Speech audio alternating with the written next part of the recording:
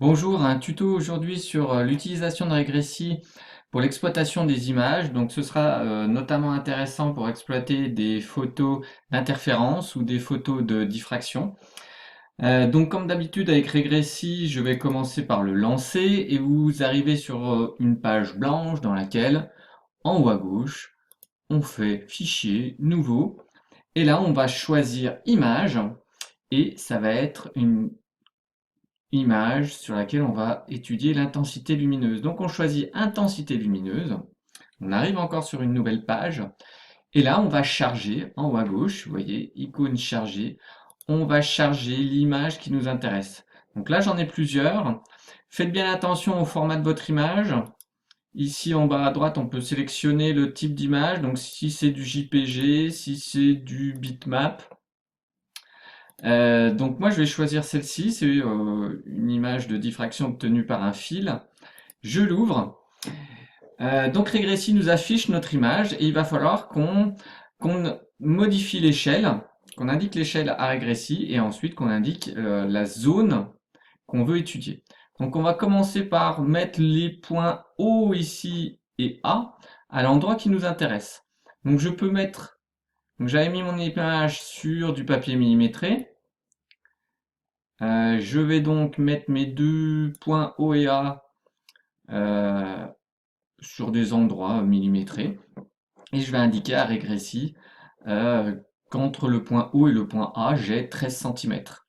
Alors 13 cm, ça nous fait 0,13 mètres. Je vous conseille de mettre l'unité en mètres. J'ai remarqué que dans d'autres unités, on pouvait avoir des erreurs. Donc laissons en mètres. Et ensuite, on va indiquer la zone qui nous intéresse. Donc là, j'ai une image qui est un peu bancale. Alors, je vais essayer de faire en sorte que ma droite d'étude passe par cette image. Donc, il faut que je balade l'autre droite qui est là. Donc, je vais me mettre comme ci, comme ça.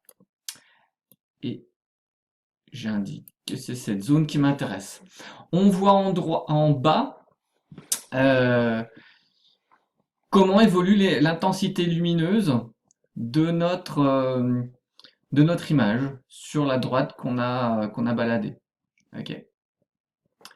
Donc je vais pouvoir faire des mesures maintenant.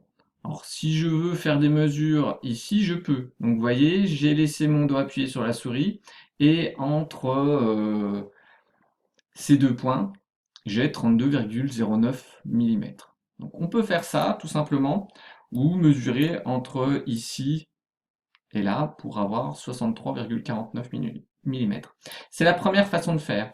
L'autre façon de faire, ce serait de cliquer sur traitement pour envoyer toutes les valeurs dans Regressi lui-même et de faire les traitements dans Regressi. Donc c'est ce que je vais faire maintenant, je vais cliquer sur traitement. On arrive sur l'interface principale de Regressi, je vais cliquer en haut sur graphe et j'ai l'image qui a été envoyée dans Regressi. Alors pour essayer d'avoir quelque chose d'un petit peu plus joli, je vais cliquer sur coordonnées et je veux une interpolation entre les différents points. Ça va être plus joli. Hop. Donc voilà. Donc dans Regressi, je peux, comme d'habitude, modifier l'échelle. Par exemple, je veux une loupe entre là et là. Donc vous voyez, j'ai quelque chose d'un peu plus zoomé, ce que je ne pouvais pas faire dans l'autre interface. Donc je reviens sur mon échelle automatique. Et pour faire des mesures, je vais dans Outils et je fais Réticule libre pour pouvoir, par exemple, entre ce point-là et ce point-là, mesurer la distance. Donc je clique, je laisse mon doigt appuyé, je vais ici, je lâche, je reclique, et en haut, on voit qu'on a une distance de 32,12 mm. Si je veux faire une mesure ailleurs, je reclique, je laisse mon doigt appuyé ici, jusque là.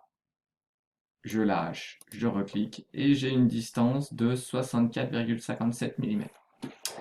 Donc voilà une application assez simple pour Regressi qui est assez pratique.